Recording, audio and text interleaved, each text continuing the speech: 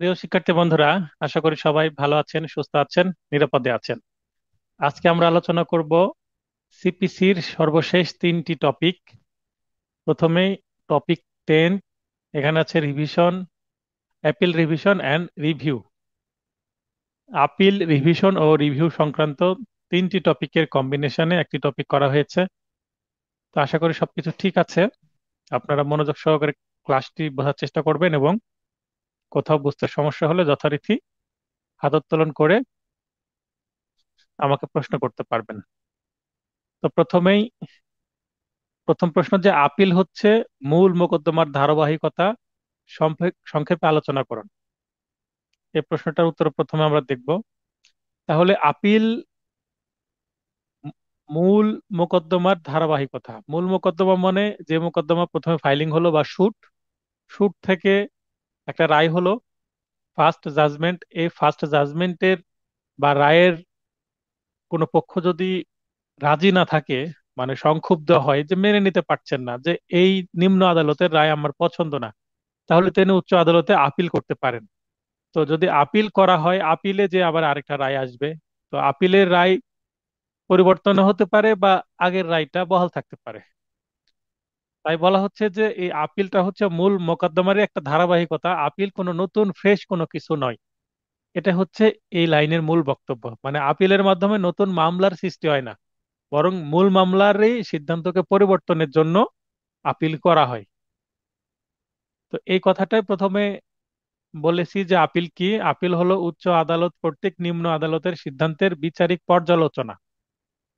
অন্যভাবে বলা যায়, নিম্ন আদালতের সিদ্ধান্তে ক্ষতিগ্রস্ত বা সংক্ষুব্ধ ব্যক্তি কর্তৃক উক্ত সিদ্ধান্তের বিরুদ্ধে প্রতিকার স্বরূপ সংশ্লিষ্ট উচ্চ আদালতে দাখিলকৃত আবেদনই হলো আপিল। তাহলে আপিলের দুইটি সংজ্ঞা অলরেডি হয়ে গেল দেওয়া। আপিলে উচ্চ আদালত নিম্ন আদালতের সিদ্ধান্ত বহাল রাখতে পারেন, বাতিল করতে পারেন, পরিবর্তন করতে পারেন বা সংশোধন করতে পারেন। এই হয়ে গেল আপিলের সংজ্ঞা। এরপরে আমরা চলে যাব যেটাকে ব্যাখ্যা করতে বলেছে, যে আপিল হচ্ছে মূল মোকদ্দমার ধারাবাহিকতা। এই যে লাইন, এই লাইনটা আবার ইংরেজিতেও দিতে পারে, যে appeal is a continuation of the main suit, বা appeal is the subsequent proceeding of the main suit. একই কথা, ইংরেজিতেও আসতে পারে, বাংলা আসতে পারে। তো নিম্নে আলোচ্য বিবৃতির যথার্থতা নিরূপণের মাধ্যমে বিষয়টি আলোচনা করা হলো। দেওয়ানি কার্যবিধি 1908 ধারা 96 থেকে 112 এবং আদেশ 41 থেকে 45 এর বিধিসমূহে আপিল সংক্রান্ত বিধানসমূহ বর্ণিত হয়েছে। তো আপিল কোথায় কোথায় আছে, আপিলের বিধানগুলো সেগুলো ধারা এবং আদেশে আমি দেখিয়ে দিলাম। কোন দেওয়ানি মূল মামলা আরম্ভ হয় এখতিয়ারভুক্ত আদালতের সেরেস্তার দ্বারের নিকট আর্জি দায়েরের মাধ্যমে। দেখবেন যে একটা মামলার প্রথমেই আর্জি দাখিল করলে মামলাটা শুরু হয়। কোথায় দাখিল করতে হয়? সেরেস্তায়। মানে সিভিল মামলা ফাইলিং কিভাবে শুরু হয় সেটা বলা হচ্ছে। এবং সমাপ্তি ঘটে মামলাটির বিজয়ী পক্ষকে প্রতিকার প্রদান করে ডিক্রি প্রস্তুতের মাধ্যমে। তাহলে তার মানে শেষ হবে, যদি ডিক্রি হয়, মামলায় রায় হয়, তাহলে ডিক্রি প্রস্তুতের মাধ্যমে এটার পরিসমাপ্তি ঘটে। তাহলে একটা মামলা পূর্ণাঙ্গভাবে শেষ হয়েছে, সকল স্টেপ পার হয়েছে, এবং সে মামলাটা যদি মাঝখানে খারিজ হয়ে যায় তাহলে এটা পূর্ণাঙ্গ লাভ করে না। কিন্তু যদি একটা মামলায় ডিক্রি হয় তাহলে এই মামলাটা পূর্ণাঙ্গ প্রসিডিউর পার করে। আচ্ছা, এখন ডিক্রি দিলে সেটা ফাইনাল ডিসিশন চলে আসলো রায়ের পরেই। অর্থাৎ একটি দেওয়ানি মূল মামলা প্রয়োজনীয় ধাপগুলোর মাধ্যমে অগ্রসর হয়, যা অবশ্যই একটি ধারাবাহিক প্রক্রিয়া। তাহলে দেখেন, আমি প্রথমে একটা যে মামলা যে চলে এটা যে একটি ধারাবাহিক প্রক্রিয়া, এটা আমি স্ট্যান্ড করার চেষ্টা করছি আমার বক্তব্যের মাধ্যমে। যে মামলা ধারাবাহিক ভাবে চলে, বিভিন্ন স্টেপে। প্রথমে মামলা ফাইলিং করা হয়, ফাইলিং এর পর সমন দেওয়া হয়, এডি ফেরত আসে, সমন ফেরত আসে, তারপরে লিখিত জবাবের জন্য থাকে। লিখিত জবাব 2-3 ডেটের মধ্যে যদি না দেয় তাহলে একতরফা হয়ে যায়। আর যদি লিখিত জবাব দেয় তাহলে মামলা দোতরফা হয়, তখন মামলা চলে যায় হচ্ছে এডিআর এ। এডিআর এর জন্য 2-1টা ডেট থাকে। তারপরে চলে যায় মামলা এইচডির, সরি, ইস্যু গঠনের জন্য। ইস্যু গঠনের পরে হচ্ছে 30 ধারা তদবির থাকে, যেটা আবিষ্কার। তারপরে মামলা চলে যায় এইচডি, এইচডির পরে পিএইচ, পিএইচ এর পরে পিএইচ, এইভাবে মামলা শেষ হয়। তো এটা পুরোটাই হচ্ছে ধারাবাহিক প্রক্রিয়া, একটার পরে আরেকটা চলতে থাকে। এই ধারাবাহিক প্রক্রিয়া ডিক্রি প্রস্তুতের মাধ্যমে সমাপ্তি ঘটলেও তা মামলার চূড়ান্ত পরিণতি নয়। মিলন ভাই বলেন। স্যার ক্লাসের ভিতরে অল্প একটু ডিস্টার্ব করলাম স্যার।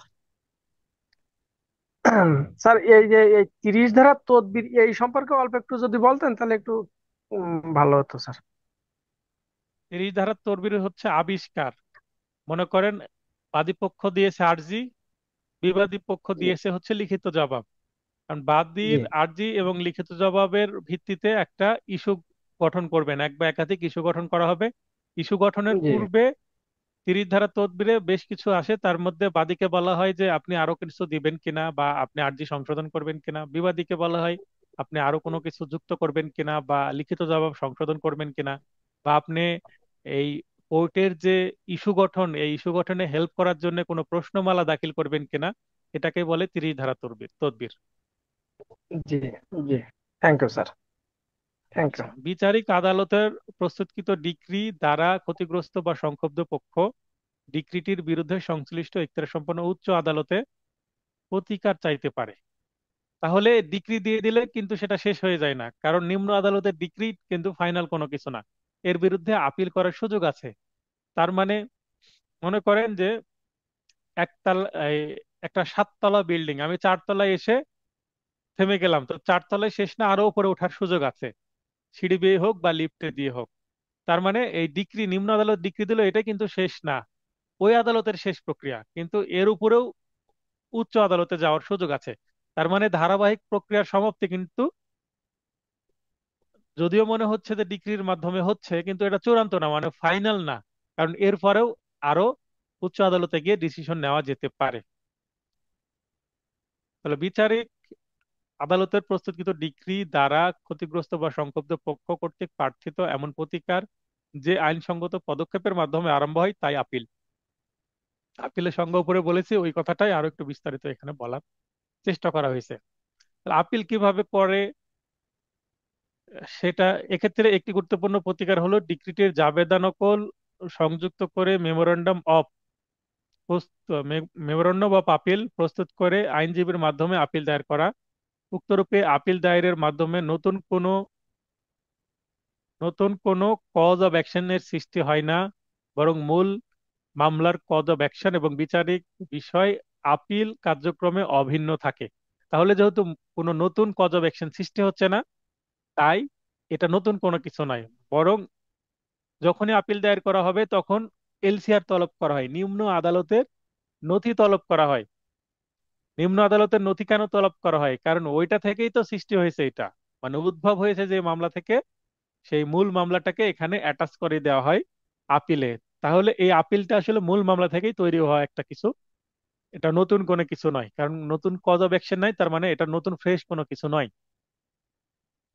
ফলে যখন বিচারিক আদালতের মূল মামলার কার্যক্রমের সম্পূর্ণ নথি আপিল আদালতে আসে, একটু আগে যেটা বললাম এলসিআর, তখন ধারা 107 এর বিধান সাপেক্ষে আপিল আদালত এখতিয়ার প্রয়োগ করে নথিতে সংরক্ষিত প্লিডিংস, প্লিডিংস বলতে আর্জি এবং লিখিত জবাব উভয়কে বোঝাচ্ছে, এবং সাক্ষ্য মানে ডকুমেন্টারি যে এভিডেন্স উভয় পক্ষ দিয়েছে সেটা, এবং মৌখিক যে বক্তব্য দিয়েছে, এবং অন্যান্য দলিল আদি ইত্যাদি পর্যালোচনা করে এবং উক্ত পর্যালোচনার ভিত্তিতে সিদ্ধান্ত প্রদান করে আপিল আদালত। এবার আমরা কেসলতে যাব। কেসলা বলছে শ্যামসুন্দর দিগড় বনাম রাম কুমার দিগড় 2001 সালের মামলায় ভারতের সুপ্রিম কোর্ট মন্তব্য করেন যে আপিল মূল মামলার একটি ধারাবাহিকতা এবং মূল মামলার সিদ্ধান্ত আপিলে চূড়ান্ত রূপ লাভ করে। তাহলে চূড়ান্ত রূপ লাভ করছে আপিলের মাধ্যমে, নিম্ন আদালতের ডিগ্রির মাধ্যমে নয়। ফলে সেক্ষেত্রে আপিল দায়ের করা হয়, ফলে যে ক্ষেত্রে আপিল দায়ের করা হয় সেখানে মূল মামলার রায়ে প্রদত্ত ডিক্রি স্থগিত করা বাঞ্ছনীয় হয়ে পড়ে। মানে মূল আদালতের যে ডিক্রি দিয়েছে সেটা আর কি করা যায় না, জারি করা যায় না, সেটা স্থগিত থাকে যতক্ষণ না আপিল মামলার সিদ্ধান্ত আসে। তাহলে উক্ত স্থগিতাদেশ মানে স্থগিতের যে আদেশ সেটা ততক্ষণ বলবৎ থাকবে যতক্ষণ না আপিলটি নিষ্পত্তি হচ্ছে না।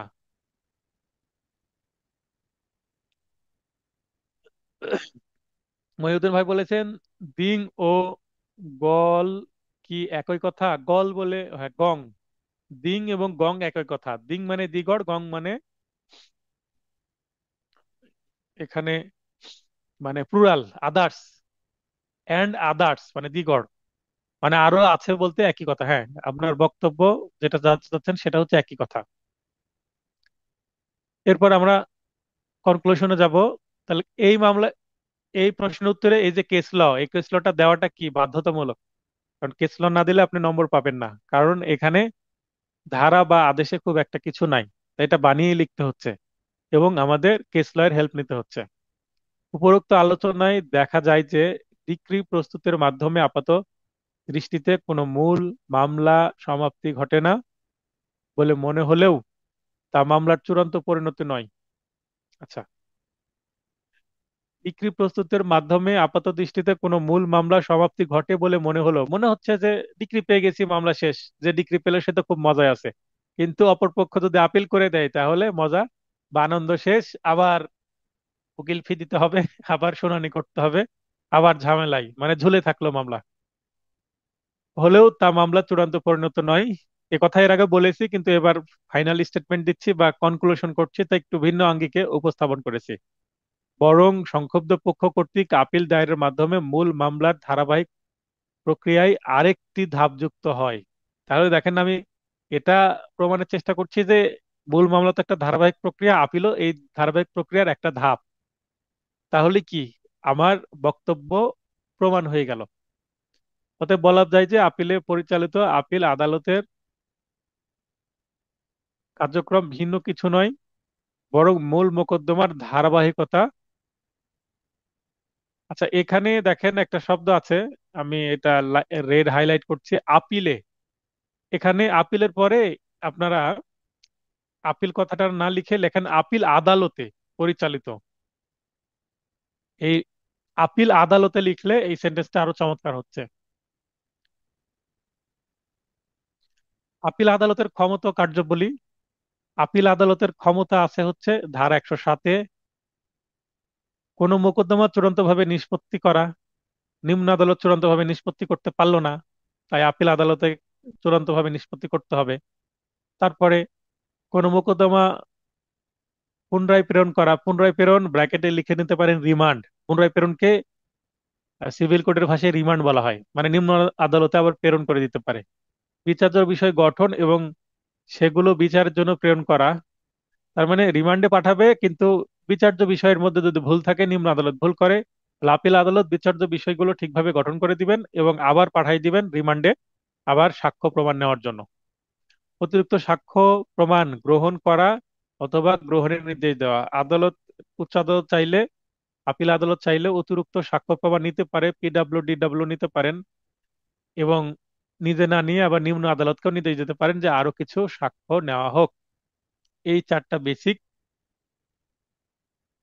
বিষয়, এগুলোই বিস্তারিত ক খ গ ঘ আলোচনা করা হয়েছে। এখানে ধারা উল্লেখ করা হয়েছে, আদেশ উল্লেখ করা হয়েছে, বিধি উল্লেখ করা হয়েছে। এগুলো আপনারা পড়ে নেবেন, যদি বুঝতে না পারেন আমাকে প্রশ্ন করবেন, আমি বুঝিয়ে দেব। তাছাড়া এই সেম টপিকের উপরে ব্যাচ ওয়ানের ভিডিও আছে, সেই লিঙ্কও আপনাদের দিয়ে দেওয়া আছে। সেই ভিডিও দেখেও যদি বুঝতে সমস্যা হয় প্রশ্ন করলে আমি আলাদাভাবে বুঝিয়ে দেব। আজকে তিনটা টপিক যেহেতু শেষ করব, তা আমি বেসিক জিনিসগুলোকেই আমি দেখিয়ে দিচ্ছি। এরপরে বলা হচ্ছে, আপনি কি মনে করেন সকল ডিগ্রির বিরুদ্ধে আপিল করা যায়? তার মানে সকল ডিগ্রি আপিলযোগ্য কিনা। বোঝাই যাচ্ছে সকল ডিগ্রি আপিলযোগ্য নয়। আমাদের 96 ধারা পড়লেই বোঝা যায় যে 96 ধারায় 3টি উপধারা আছে। এই 3টি উপধারার মধ্যেই কিন্তু বোঝা যায়। আমরা এমসিকিউ এর যে নোট আছে সেখানে সংক্ষিপ্ত ভাবে কিন্তু একটা আমরা ছকের মধ্যেই পড়েছিলাম। কি পড়েছিলাম?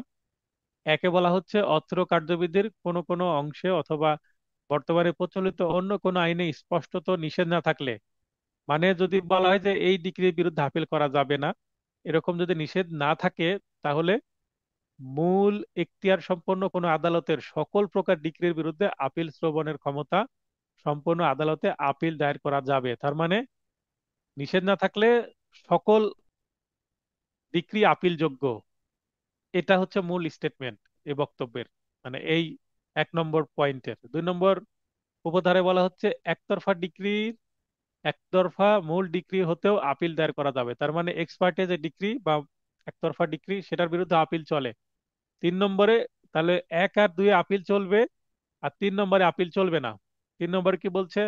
পক্ষগণের সম্মতিতে প্রদত্ত ডিক্রি অর্থাৎ স্থলে সূত্রে বা সম্মতি সূচক বা আপোষমূলক ডিক্রি হতে আপিল দায়ের করা যাবে না।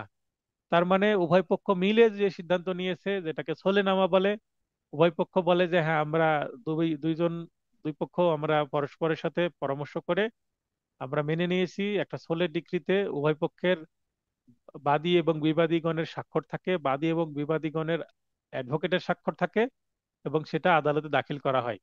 আদালতের এখানে কিচ্ছু করার থাকে না। যদি সেটা ন্যায়সঙ্গত হয়, আইনসম্মত হয়, তাহলে আদালত সেইটাকেই as a part of decree হিসাবে ডিক্লেয়ার করেন, শুধু যে হ্যাঁ যেটা সোলে দাখিল করা হলো সেটাই ডিক্রির একটা অংশ হিসাবে ঘোষণা করেন, এবং এটাই ডিক্রি হিসাবে কার্যকর হয়ে যায়। তো যেহেতু উভয় পক্ষ মিলে আপনারা করেছেন, তাহলে এই ডিক্রির তো কোনো সংক্ষুব্ধ পক্ষ থাকার কথা নাই, কারণ দুই পক্ষের তো সম্মতিতেই হয়েছে। এই কারণে এখানে কোনো সংক্ষুব্ধ পক্ষ থাকে না, দুই পক্ষই জিতে যায়, উইন উইন সিচুয়েশন, কেউ হারে না। তাই এই সোলে ডিক্রির বিরুদ্ধে আপিল চলবে না। তাহলে সকল ডিগ্রির বিরুদ্ধে আপিল চলবে প্রথমে বলছে, মানে দোতরফা। 1 নম্বর পয়েন্টে দোতরফা ডিগ্রি কথা বলা হচ্ছে, 2 নম্বর পয়েন্টে একতরফা ডিগ্রি কথা বলা হচ্ছে, আর 3 নম্বর পয়েন্টে স্থলে ডিগ্রি কথা বলা হচ্ছে। তাহলে 1 এবং 2 আপিল চলবে, 3 আপিল চলবে না, এই হচ্ছে মূল বক্তব্য। আপিল গ্রহণের ক্ষেত্রে জেলা জজের আর্থিক এখতিয়ারের সীমা কত? আপিল দায়েরের ক্ষেত্রে জেলা জজের সীমা হচ্ছে 5 কোটি টাকা পর্যন্ত। 5 কোটি টাকার উপরে চলে গেলে সেইটা আর জেলা জজ নিতে পারবেন না, সেটা হাইকোর্টে যেতে হবে। এটা কোথায় আছে? দ্য আদালত আইন আঠারোশো দেওয়ানি আদালত আইন 1887 সংশোধনী হয়েছে 2021-এ। এর 21-এর 1-এর খতে আছে। জেলা জজ আদালতে আপিল দায়েরের পদ্ধতিটা কি, এটা বলা আছে। এই একটু আগে যে আইনের কথা বললাম, 21-এর 1-এর খ এবং 21-এর 2-এ আছে। মামলার মূল্যবান 5 কোটি টাকা পর্যন্ত হলে সহকারী জজ, সিনিয়র সহকারী জজ বা যুগ্ম জেলা জজ আদালত প্রদত্ত ডিক্রি বা আদেশের বিরুদ্ধে জেলা জজ আদালতে আপিল দায়ের করা যাবে। এক্ষেত্রে তামাদি আইন এর প্রথম তফসিলের 152 অনুচ্ছেদের বিধান মতে ডিক্রি প্রচারের 30 দিনের মধ্যে জেলা জজ আদালতে দেওয়ানি আপিল দায়ের করতে হবে। তাহলে এখানে তামাদির বিধানটা বলে দিলাম, মানে এখানে পদ্ধতি বলেছে, তাই তামাদির বিধানটা দেওয়াটা প্রাসঙ্গিক হয়ে যায়, দিলে ভালো হয়। এগুলো 2 নম্বরের জন্য আসতে পারে। মেমোরান্ডাম অফ আপিলের আবশ্যকীয় উপাদানগুলো কি কি? এটা সংক্ষেপে বলা হয় আপিলের মেমো। তাহলে একটা মেমোতে কি কি থাকবে সেটা আমরা কোথায় পাবো? আদেশ 41-এর বিধি 1 এবং 2-এ। দেওয়ানি আপিলের স্মারক। তাহলে মেমোরান্ডামের বাংলা কি? স্মারক। তাহলে দেওয়ানি আপিল স্মারক আকারে বা মেমো আকারে আদালতে রুজু করতে হবে। রুজু মানে দায়ের বা ফাইলিং। প্রত্যেক আপিলে স্বাক্ষর করবে আপিলকারী বা তার উকিল। আপিলের স্মারকলিপির সাথে একটি করে ডিক্রি বা রায়ের জাবেদা নকল প্রদান করতে হবে। দেওয়ানি আপিলের মেমোতে কোনো একটি কারণ উল্লেখ না করলে শুনানিকালে তা উপস্থাপন করা যাবে শুধুমাত্র আপিল আদালতের অনুমতি সাপেক্ষে।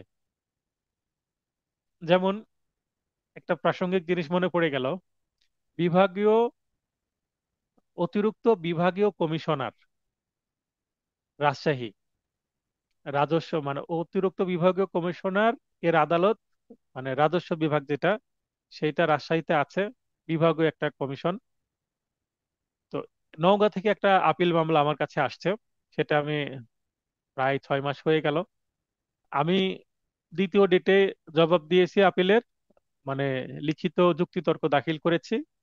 শুনানির জন্য শুধু আপিলকারী পক্ষ ডেট নিতেই আছে। 3-4টা ডেট অলরেডি নিয়ে ফেলেছেন। গত ডেট এখানে যিনি ম্যাজিস্ট্রেট আছেন তিনি নিজে থেকেই শুনানি করতে পারেনি তার মিটিং এর কারণে। আমাদের আরেকটা ডেট দিয়েছে ঈদের পরে, 8 তারিখে ডেট আছে, 8/4। আচ্ছা, তো এই যে 4 নম্বর পয়েন্টের সাথে খুব মিলে যায়। কি হয়েছে? আপিলের মেমো, তার এই মামলাটা হচ্ছে এসিল্যান্ড নওগাঁ সদর এর মামলা। সেখান থেকে আমার মক্কেল এই মামলা এসিল্যান্ডের কাছে জিতে যান। তারপরে তারা এডিসি রেভিনিউ নওগাঁ কোর্টে যান, এডিসি রেভিনিউ নওগাঁ কোর্টেও আমার মক্কেল জিতে যান। তারপরে তারা আবার এই রাজশাহী বিভাগীয় যে অতিরিক্ত কমিশন আছে সেই আদালতে এসে আবার আপিল করেছে।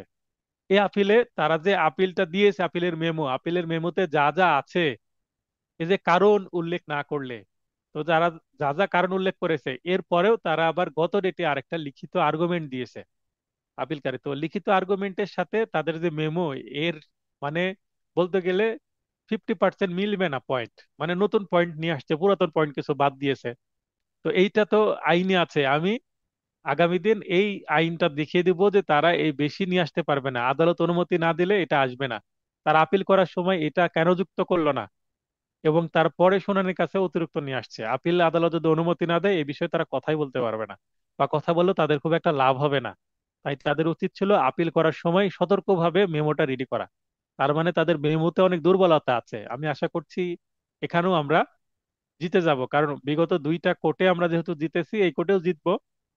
এবং আমি যে আর্গুমেন্ট দিয়েছি, অনেক স্ট্রং ভাবে আর্গুমেন্ট দিয়েছি, আমার যে জানা জায়গা সেটা সিনিয়রকে দেখিয়েও আমি দিয়েছি। সিনিয়র খুব একটা যুক্ত করেননি, আমারটা ওকে করে দিয়েছেন। তো এই পয়েন্ট পড়ে আমার মনে পড়ে গেল যে আপিল করার সময় সতর্কভাবে আপিল করতে হবে, মেমোতে সব পয়েন্টগুলো, রিজনস বা গ্রাউন্ডস গুলো নিয়ে আসতে হবে। নতুন গ্রাউন্ডস আনতে গেলে তখন কিন্তু শেষ হবে না। ওরা যদি নতুন গ্রাউন্ডস আনে, আমিও বলবো যে তাহলে আমিও নতুন গ্রাউন্ডসে কথা বলবো যেটা আমি লিখিত আর্গুমেন্টে বলিনি। তখন আদালত বিরক্ত হয়ে যাবেন। আদালতকে তখন আমি তো বিরক্ত করবোই, যে ওনারা নতুন পয়েন্টে কথা বললে আমিও সেটার রিপ্লে দিব, কাউন্টার দিব। তখন আদালত ওদের নতুন পয়েন্ট কি করবে না, পারমিট করবে না, তখন তাদের আমি এলোমেলো করে দিতে পারবো এই আইন দেখিয়ে। আইনে আপিলের বিধান না উল্লেখ, সরি, আপিলে আইনে আপিলের বিধান উল্লেখ না থাকলে আপিল করা যায় না। আমরা উপরে যেটা দেখলাম, আপিলের মেমোরান্ডাম অফ আপিল বা আপিলের মেমো এর সাথে কোন কোন দলিলাদি সংযুক্ত করতে হয়। মেমোরান্ডাম অফ আপিলের সাথে যে যে দলিলাদি যুক্ত করতে হয় তা নিম্নরূপ: আপিল যদি কোনো আইনজীবীর মাধ্যমে দায়ের করা হয় তবে একটি ওকালতনামা সংযুক্ত করতে হবে। যে ডিগ্রির বিরুদ্ধে আপিল দায়ের করা হচ্ছে, আপিলের স্মারকলিপির সাথে উক্ত ডিক্রি বা রায়ের একটি জাবেদা নকল সংযুক্ত করতে হবে। এতটুকুই, তাহলে মেমোর সাথে এই 2টা জিনিস যুক্ত করলেই হয়ে যাচ্ছে, বাড়তি কোনো কিছু লাগছে না। আপিল অধীন ডিক্রির কার্যকারিতা স্বয়ংক্রিয়ভাবে স্থগিত হতে পারে কি? মনে করেন যে একটা মামলায় ডিক্রি হয়েছে, এখন আপিল করা হয়েছে, আপিল আদালতে যিনি গেছেন তিনি জানেন, কিন্তু নিম্ন আদালত তো আর জানে না যে এটার বিরুদ্ধে আপিল হয়েছে। তার মানে নিম্ন আদালতকে জানাতে হবে, জানালে গা সেটা কার্যক্রম বন্ধ হবে, অটোমেটিক বন্ধ হবে না। তার মানে এটার যদি এক কথায় উত্তর দিই, হবে না, স্বয়ংক্রিয়ভাবে স্থগিত হবে না। আদেশ 41 বিধি 5-1 এর বিধান মতে আপিলযোগ্য ডিক্রির ক্ষেত্রে আপিল দায়ের এর জন্য তামাদির মেয়াদ শেষ হবার পূর্বে আপিল দায়ের করা হলে, মানে সময় থাকতে আপিল দায়ের করা হলে, মানে কি হয়নি, বিলম্ব হয়নি, স্বয়ংক্রিয়ভাবে ডিক্রির অধীন কোনো কার্যক্রম যেমন জারি কার্যক্রম স্থগিত স্থগিত হয়ে যায় না, কারণ নিম্ন আদালত আর জানতে পারবে না, না জানালে। বরং উপযুক্ত কারণ বিদ্যমান থাকা সাপেক্ষে বিজ্ঞ আপিল আদালত ডিক্রিটির অধীন কোনো কার্যক্রম স্থগিতের জন্য আদেশ প্রদান করতে পারেন। তাহলে আপিল আদালত যদি নিম্ন আদালতকে একটা আদেশ পাঠান, একটা চিঠি পাঠান, এইটা মক্কেলের আবেদন ক্রমে অথবা আপিল আদালত সুমুটো ভাবে করতে পারে। তো আপিল আদালত সুমুটো ভাবে বা নিজ থেকে খুব একটা করে না, চোখে পড়ে না। এই যে যিনি আপিল করছেন ওই মক্কেলকেই স্টেপ নিতে হয়। আমরা আদালতের যে আদেশ, এই আদেশের অপেক্ষায় থাকি না, কি করি, আপিল দায়ের করার সঙ্গে সঙ্গে আপিলের একটা ইনফরমেশন স্লিপ নিয়ে নিম্ন আদালতে সেটার একটা ফটোকপি জমা দিয়ে দিই। তাহলেই নিম্ন আদালত জেনে যায় যে এটার বিরুদ্ধে আপিল হয়েছে। না হলে এলসিআর তলব করতে করতে দেরি হয়ে যায়, মানে এলসিআর যে তলব করবে, এলসিআর তলব করলেই তো জানা যায় যে এটা কি হয়েছে, স্থগিত হওয়ার জন্য আর কিছু করা লাগে না। তো এলসিআর আসতে তো দেরি হয়। এই কারণে আমরা দ্রুত স্টেপ নেওয়ার জন্য ইনফরমেশন স্লিপ দিয়ে দিই। অতএব উপরোক্ত আলোচনায় আলোকে বলা যায় যে আপিলের অধীন ডিক্রির কার্যকারিতা সংকীর্ণভাবে স্থগিত হতে পারে না, শেষে না দিতেই হবে। রিভিউ ও রিভিশনের মধ্যে পার্থক্য সমূহ কি কি, সংশ্লিষ্ট বিধান উল্লেখপূর্বক আলোচনা করুন। তারপর ক্ষয় বলা হচ্ছে কি পরিস্থিতিতে আপিল আদালত একটি মামলা রিমান্ডে, নিম্ন আদালতে বা বিচারিক আদালতে রিমান্ডে প্রেরণ করতে পারেন। এক্ষেত্রে বিচারিক আদালতের করণীয় কি, সংশ্লিষ্ট বিধান উল্লেখপূর্বক আলোচনা করুন। তার মানে প্রথমে রিভিউ এবং রিভিশনের মধ্যে পার্থক্য, তারপরে রিমান্ড সংক্রান্ত বিধান এবং গ্রাউন্ডস কি কি। একটি আপিল আদালত দেখেন যে বিচারিক আদালতের রায় ত্রুটিপূর্ণ, কিন্তু আপিলটি নিষ্পত্তির জন্য নথিতে পর্যাপ্ত সাক্ষ্য আছে। পর্যাপ্ত সাক্ষ্য থাকলে তার সাক্ষ্য নেওয়ার কথা না। এক্ষেত্রে আপিল নিষ্পত্তির জন্য আপিল আদালতের করণীয় কি কি এবং উক্ত আদালত কি কি ক্ষমতা প্রয়োগ করতে পারবে, সংশ্লিষ্ট বিধান উল্লেখপূর্বক আলোচনা করুন। কিছুটা প্রবলেমেটিক প্রশ্নের মতন, কিন্তু একেবারে প্রবলেমেটিক প্রশ্ন নয়, সিচুয়েশনাল কোশ্চেন বলা যায়। তাহলে রিভিউ এবং রিভিশনের মধ্যে পার্থক্য আমরা দেখব। সংজ্ঞা: রিভিউ হলো একই আদালত এবং একই বিচারক কর্তৃক কোনো সিদ্ধান্ত বিচারিকভাবে পুনর্পরীক্ষণ করা। আর রিভিশন হলো সংশোধন কার্য, বিশেষত উচ্চ আদালত কর্তৃক অধস্তন আদালতের কোনো সিদ্ধান্ত সংশোধন করা। তাহলে রিভিউ যে আদালত রায় দিয়েছেন সেই আদালতে রিভিউ করেন, আর রিভিশন হচ্ছে উচ্চ উচ্চ আদালত, আপিল আদালত কর্তৃক রিভিশন শুনানি হয়। ধারা 114 ও 47-এ, আদেশ 47, ধারা 114 এবং 47 আদেশে রিভিউ সংক্রান্ত বিধান আছে।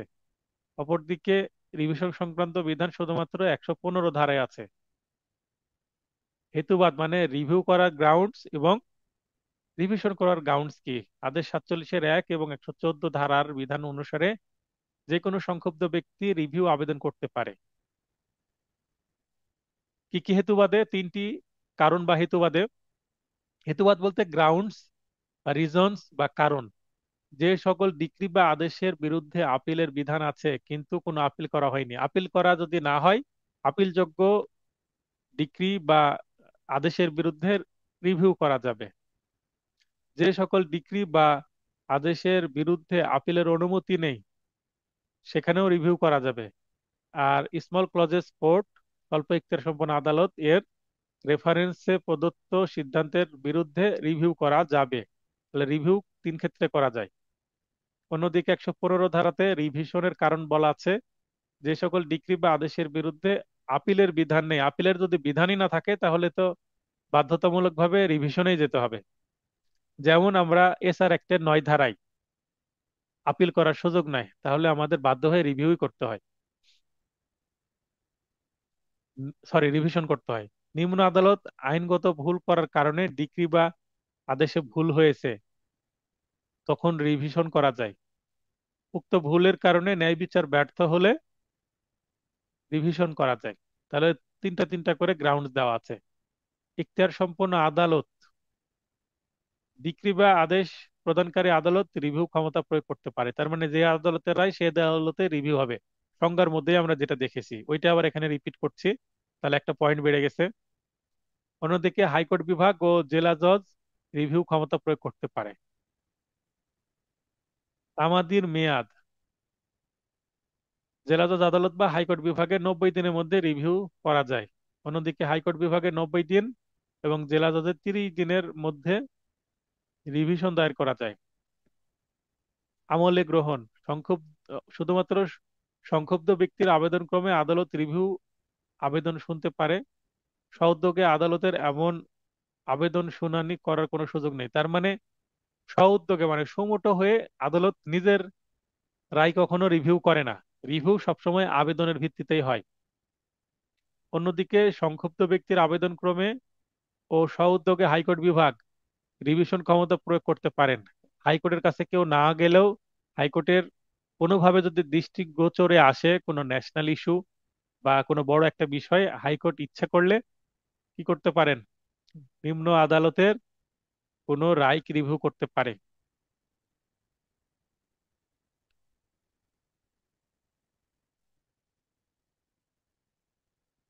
দয়া করে আপনারা স্ক্রিনে আঁকিঝুঁকি করবেন না, স্ক্রিনে আঁকালে আপনাদেরই দেখতে সমস্যা হবে। প্রতিকার: রিভিউ আবেদন মঞ্জুর করে প্রদত্ত আদেশ একটি আপিলযোগ্য আদেশ।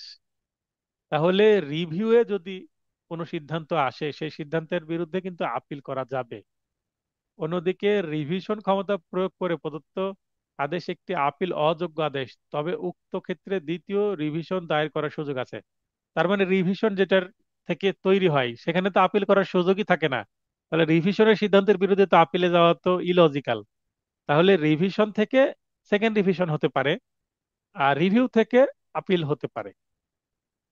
7টা পয়েন্ট, 5 নম্বরের জন্য পারফেক্ট একটা উত্তর রেডি করে দিয়েছি আপনাদের। এরপরে কোনো মোকদ্দমে রিমান্ড করার যে বিধান সেইটা বলা আছে 107-এ ধারা, এবং আদেশ 141-এর বিধি 23-এ। কোন ক্ষেত্রে? যে ক্ষেত্রে বিচারিক আদালত মোকদ্দমাটি প্রাথমিক প্রশ্নে নিষ্পত্তি করেছে, বিচারিক আদালত মোকদ্দমাটি পূর্ণাঙ্গরূপে নিষ্পত্তি করেছে, আপিল আদালত বিচারিক আদালতের ডিক্রি বাতিল করেছে, সেক্ষেত্রে মোকদ্দমার ঘটনা ও প্রেক্ষাপট বিবেচনায় পুনর্প্রেরণ করা যায় না। সেই মানে যেই ক্ষেত্রে পুনর্প্রেরণ করা যাচ্ছে না সেই ক্ষেত্রে মোকদ্দমার পক্ষগণের সম্মতিতে রিমান্ড করা যেতে পারে, মানে পুনরায় প্রেরণ করা যেতে পারে। উপরোক্ত বিধি মোতাবেক আপিল আদালত মোকদ্দমার বিচারিক আদালতে রিমান্ড করার সুযোগ ক্ষমতা প্রয়োগে বাধাগ্রস্ত হলে দেওয়ানি কার্যবিধির 151 ধারার বিধান মোতাবেক সহজাত ক্ষমতা প্রয়োগ করে উক্ত পরিস্থিতিতে কোনো মোকদ্দমা বিচারিক আদালতে রিমান্ড করতে পারবেন বা পুনরায় প্রেরণ করতে পারবেন। এখন পুনঃপ্রেরণকৃত মোকদ্দমার ক্ষেত্রে বিচারিক আদালতের করণীয় কি? একটু আগে দেখলাম যে আপিল আদালতে আপিল করা হয়েছে, আপিল আদালত থেকে কোন কোন পরিস্থিতিতে নিম্ন আদালতে মামলাটা ফেরত দেওয়া হবে বিচারের জন্য, পুনঃপ্রেরণ বা রিমান্ড পাঠানো হবে, রিমান্ডে। আর এখন যেটা পড়বো সেটা হচ্ছে যে নিম্ন আদালতে একটা মামলা রিমান্ডে চলে আসলো, সেই মামলাটা এবার নিম্ন আদালত কি করবে। আপিল আদালত কোনো মোকদ্দমা বিচারিক আদালতে পুনঃপ্রেরণ করলে বিচারিক আদালতের করণীয় নিম্নে আলোকপাত করা হলো: আপিল আদালতের নির্দেশনা অনুসারে মোকদ্দমাটি নিষ্পত্তির ব্যবস্থা করবেন, আপিল আদালত যেভাবে বলেছে সেইভাবে কাজ করে দিবেন। এই তো। আপিল আদালতের নতুন কোনো বিচার্য বিষয় প্রণয়ন করলে সে মোতাবেক মোকদ্দমাটি ব্যবস্থা করবেন, মানে নতুন যদি ইস্যু গঠন করেন বা বিচার্য বিষয় গঠন করেন সেটার উপরেও কি নিতে হবে, সাক্ষ্য প্রমাণ নিতে হবে। এমন মোকদ্দমা মূল মোকদ্দমার নম্বরের অধীন গ্রহণ করবেন, অর্থাৎ নতুন কোনো নম্বর পড়বে না, আগের যে নম্বর ছিল সেটাই থাকবে। অতঃপর মোকদ্দমা অগ্রসর হবেন। বিশেষ ক্ষেত্র ব্যতীত শুধুমাত্র মূল বিচারের সময় গ্রহণকৃত সাক্ষ্যই পুনর্গৃহীত মোকদ্দমার সাক্ষ্যরূপে বিবেচিত হবে। যদি নতুন ইস্যু গঠন করা না হয় এবং প্রয়োজন না হয়, এবং আপিল আদালত যদি মানে কোনো নির্দেশনা না দেয় নতুন সাক্ষ্য নেওয়ার জন্য, সেক্ষেত্রে আর নতুন সাক্ষ্যর দরকার নেই, জাস্ট ওই সাক্ষ্যের উপরে আর্গুমেন্ট শুনে আবার নতুন করে রায় দিবেন। পুনরায় গৃহীত মোকদ্দমার বিচারের ক্ষেত্রে বিচারিক আদালতের স্বাধীনতা আপিল আদালতের নির্দেশনা দ্বারা নিয়ন্ত্রিত হবে। তার মানে এবার নিম্ন আদালত ইচ্ছা মতন রায় দিতে পারবে না, আপিল আদালত যে নির্দেশনা দিয়েছে সেই নির্দেশনা ফলো করতে হবে, এবং একটা কন্ট্রোলে থাকবে আপিল আদালতের। আপিল আদালতের নির্দেশনা থাকলে বিশেষ ক্ষেত্রে অতিরিক্ত সাক্ষ্য গ্রহণ করবেন। আপিল আদালত যদি বলে সাক্ষ্য পর্যাপ্ত নয়, আপনি আরো সাক্ষ্য নেন, তাহলে নেওয়া যাবে। বিচার শেষে পুনরায় রায় প্রদান করবেন, মানে এগেন জাজমেন্ট দিবেন। এক্ষেত্রে নতুন রায়ের আলোকে প্রস্তুতকৃত ডিক্রি পূর্বের ডিক্রির অনুগামী বা প্রতিগামী যে কোনো প্রকার বা সমন্বিত উভয় প্রকার হতে পারে। অনুগামী বলতে আগের যেরকম রায় দিয়েছে সেরকম রায় আসতে পারে, প্রতিগামী বলতে আগে যেরকম রায় দিয়েছে তার বিপরীত রায় আসতে পারে, অথবা আগে যেরকম রায় দিয়েছে সেরকম প্লাস নতুন কিছু পয়েন্ট এসে একটা সমন্বিত রূপ আসতে পারে। তার মানে একই রায় আসতে পারে বা ভিন্ন রায় আসতে পারে বা দুইটার সংমিশ্রণে রায় আসতে পারে। সামান্য পরিমার্জিত অবস্থায়। আপিল নিষ্পত্তির জন্য আপিল আদালতের করণীয় কি? আদেশ 41 বিধি 24-এ আছে, যে ক্ষেত্রে নথিতে পর্যাপ্ত প্রমাণাদি থাকে আপিল আদালত এবং তা আপিল আদালতকে রায় ঘোষণার জন্য সমর্থ করতে যথেষ্ট হয়, সেক্ষেত্রে আপিল আদালত প্রয়োজন হলে বিচার্য বিষয় পুনরায় গঠনপূর্বক মোকদ্দমাটি চূড়ান্তভাবে নিষ্পত্তি করতে পারেন। তাহলে আপিল নিষ্পত্তির জন্য আদালত আসলে কি কি করে সেটাই বলা হচ্ছে। অতএব বিচারিক আদালতে ত্রুটিপূর্ণ রায়টি সংশোধনের উদ্দেশ্যে নথিতে বিদ্যমান পর্যাপ্ত সাক্ষ্য পর্যালোচনা করে আপিলটি নিষ্পত্তি করবেন। এক্ষেত্রে প্রয়োজন হলে বিচার্য বিষয় পুনরায় গঠন পূর্বক আপিল আদালত মোকদ্দমাটি চূড়ান্তভাবে নিষ্পত্তি করতে পারবেন। সংক্ষিপ্ত 2-3 নম্বরের জন্য আসতে পারে, 2 আসে, এর বেশি আসবে না। এরপরে আমরা topic 11, inherent power of the civil courts. Inherent power of the civil courts, আমরা জানি হাইকোর্টের যে ইনহারেন্ট পাওয়ার আছে ফৌজদারি ক্ষেত্রে শুধুমাত্র হাইকোর্টেরই আছে, criminal jurisdiction only for the high court division. কিন্তু সিভিল জুরিসডিকশন আছে সকল সিভিল কোর্টের, ছোট বড় সকল, সহকারী জজ, সিনিয়র সহকারী জজ, যুগ্ম জেলা জজ, অতিরিক্ত জেলা জজ, হাইকোর্ট, আপিল বিভাগ, সবগুলোই সিভিল কোর্টের ইনহারেন্ট পাওয়ার আছে দেওয়ানি মামলা বিচারের ক্ষেত্রে। আচ্ছা, আলোচনা করছিলাম ইনহারেন্ট পাওয়ার। আদালত ন্যায় বিচারের স্বার্থের প্রাসঙ্গিকতায় দেওয়ানি আদালতের সহজাত ক্ষমতা একটি গুরুত্বপূর্ণ বিষয়। তাহলে ন্যায় বিচার করার ক্ষেত্রে কিন্তু দেওয়ানি আদালতের এই সহজাত ক্ষমতা দেওয়া হয়েছে।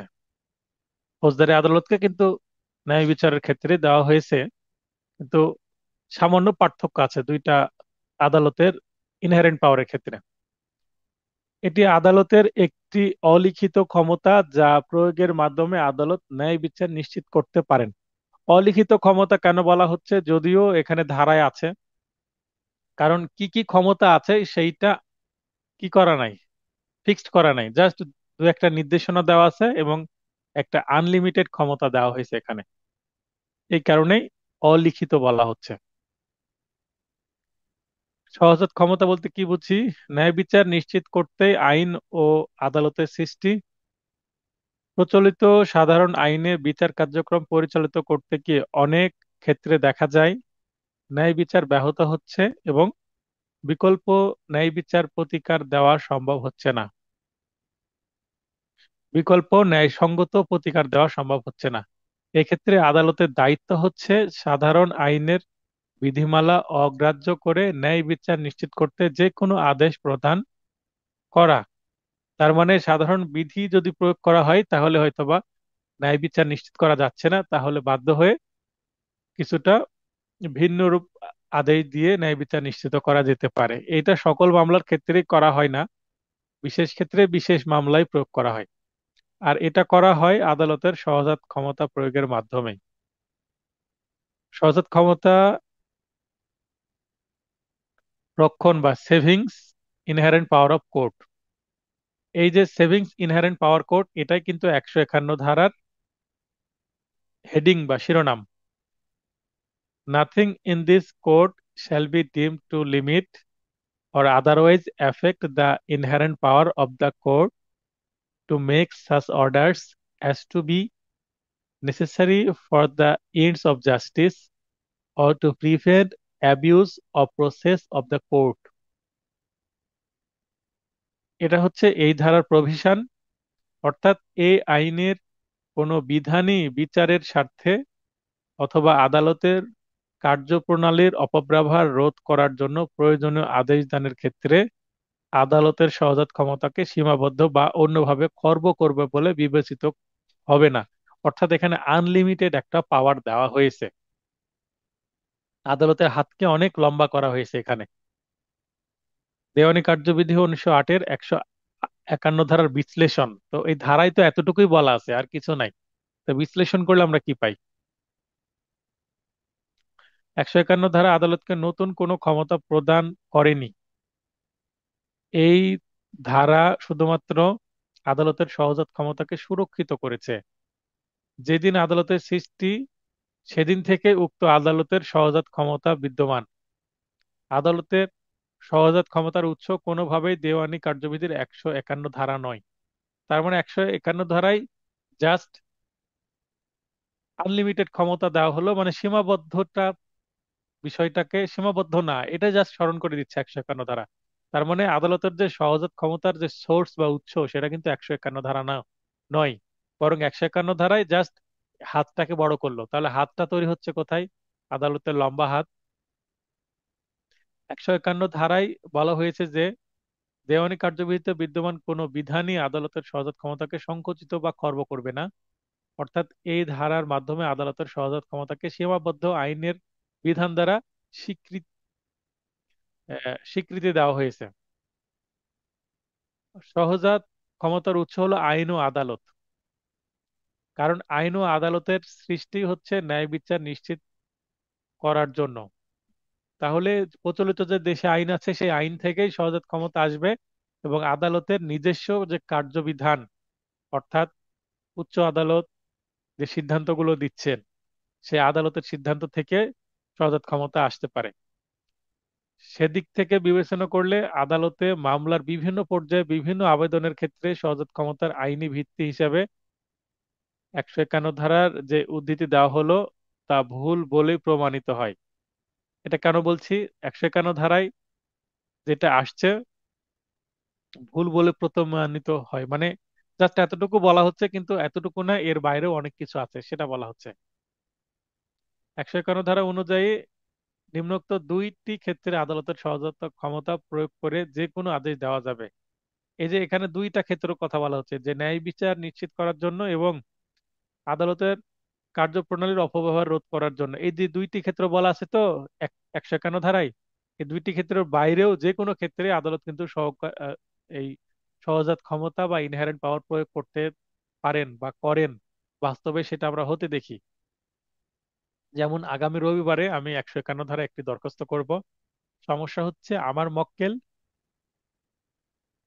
উনি একটা সাকসেশন মামলা করেন, ওনার বাবা মারা যায়, তার অ্যাকাউন্টে প্রায় 5.5 লক্ষ টাকা আসে, এবং এই টাকাটা উত্তোলনের জন্য তার যে ওয়ারিশ তারা একটা সাকসেশন মামলা করেন। আদালত সাকসেশন, উনি দ্রুত, আমার কাছে মামলা তো আমি ডিলে করি না, আমার কাছে মামলা আসলো, উনি বললেন যে আমার বাকি টাকা আসতে অনেক দেরি হবে, আমাকে এতটুকু কি করে দেন, রায় করে দেন। আমি দ্রুত রায় করে দিয়েছি, 3-4 মাসে মেবি রায় হয়ে গেছে। সাকসেশন সার্টিফিকেটও তুলে দিয়েছি, সার্টিফিকেট নিয়ে উনি গ্রামীণ ব্যাংকে গেছেন, গ্রামীণ ব্যাংকের টাকা দিয়ে দিয়েছে।